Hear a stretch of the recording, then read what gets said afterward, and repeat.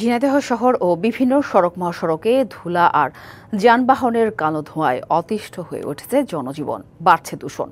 এসব ধোঁয়া ধুলা দূষণে ক্যান্সার সহ নানা রোগের কারণ বলছেন চিকিৎসকরা। স্থানীয়দের অভিযোগ, দূষণ নিয়ন্ত্রণে কার্যত দৃশ্যমান কোনো অভিযান নেই। আর দূষণ নিয়ন্ত্রণে পরিবেশ অধিদপ্তর ও বিআরটিএ দায় চাপাচ্ছেন একে অন্যের ওপর। ঝিনাইদহ মাগুরা ঢাকা মহাসড়কে চলাচলকারী অধিকাংশ ট্রাক, বাস ও অন্যান্য যানবাহন থেকে নির্গত হচ্ছে কালো ধোঁয়া। এই ধোঁয়া ও ধুলায় শ্বাসকষ্ট, হাঁচিকাশি এবং ফুসফুসের রোগে আক্রান্ত হচ্ছেন অনেকে। একই চিত্র ঝিনাইদহ থেকে যশোর, কুষ্টিয়া এবং চুয়াডাঙ্গা মহাসড়কেও। গাড়ি থেকে নির্গত কালো ধোঁয়ার ক্ষতিকর প্রভাব পড়ছে পরিবেশ ও জনজীবনেও। সানবিট সব দিবে সামাল।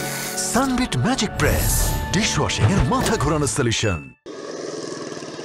চিকিৎসকরা জানান, যানবাহনের কালো ধোঁয়া, কার্বন পার্টিকেল, সীসা ও অন্যান্য ক্ষতিকারক পদার্থ মানুষের শরীরে সরাসরি প্রভাব ফেলছে, যা দীর্ঘমেয়াদে ক্যান্সার পর্যন্ত হতে পারে।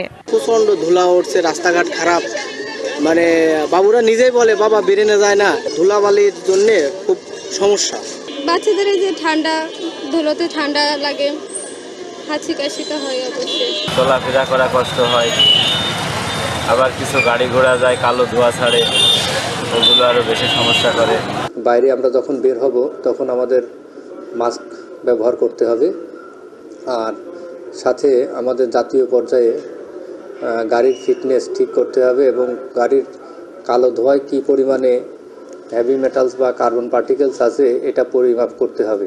এদিকে দূষণ নিয়ন্ত্রণে কার্যকর পদক্ষেপ নেয়ার বিষয়ে পরিবেশ অধিদপ্তরের কাছে জানতে চাইলে তারা দায় চাপালেন বিআরটিএ বিভাগের উপর। আনফিট গাড়িগুলোর কালো ধোঁয়া নির্গত হয়, এগুলো বিআরটিএ একটা পার্ট দেখে আর কি। আর আমরা করি হাইড্রোলিক হর্নের উপরে উচ্চ মাত্রার যে শব্দ নির্গত হয়, এটা আমাদের দায়িত্বে, মানে একসাথে যখন করি একটা পার্ট করে আমরা একটা পার্ট করি। আর বিআরটিএ কর্তৃপক্ষ বলছে, ফিটনেসবিহীন যানবাহনের বিরুদ্ধে নিয়মিত মামলা ও জরিমানা করছে তারা।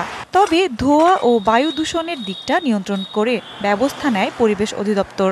এটা গণপ্রজাতন্ত্রী বাংলাদেশ সরকারের পরিবেশ অধিদপ্তর এটা বাতাসের মানগুলো নিয়ন্ত্রণ করে থাকে আসলে, এবং আমাদের স্থানীয় প্রশাসন, জেলা প্রশাসনের নির্দেশনায় সার্বিক সহযোগিতা, জেলা পুলিশের সার্বিক সহযোগিতা আমরা নিয়মিতভাবে মোবাইল কোর্ট পরিচালনা করতেছি ফিটনেসবিহীন যানবাহনের বিরুদ্ধে। জেলায় তালিকাভুক্ত ছোট বড় মিলিয়ে মোট যানবাহনের সংখ্যা ৯৬,৮৫১টি। এর মধ্যে ফিটনেস নেই ২,৩৪১টির। DBC news desk.